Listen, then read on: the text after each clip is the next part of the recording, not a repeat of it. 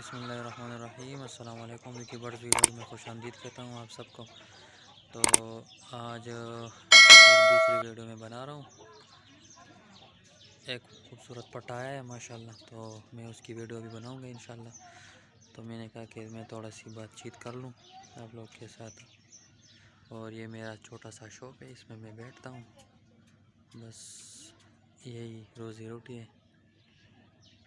तो प्लीज़ अगर चैनल पे नए हो तो काइंडली सब्सक्राइब करो और बेल आइकन को प्रेस करो ताकि हर आने वाली वीडियो आप लोग को बर वक्त मिल सके। ठीक है भैया, बस यही बात है। अभी मैं इंशाल्लाह वीडियो स्टार्ट करते, तो लेट्स डू इट।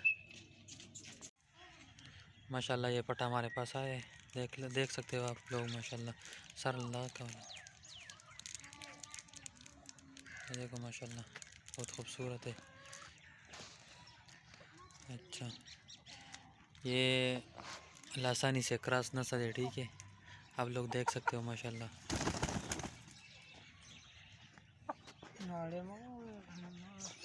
देखो वगैरह पर दिखाओ इसके, सही है माशाल्लाह।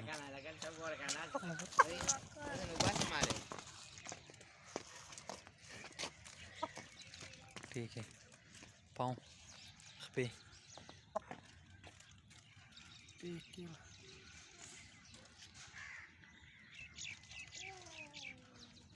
सही है माशाल्लाह। देखो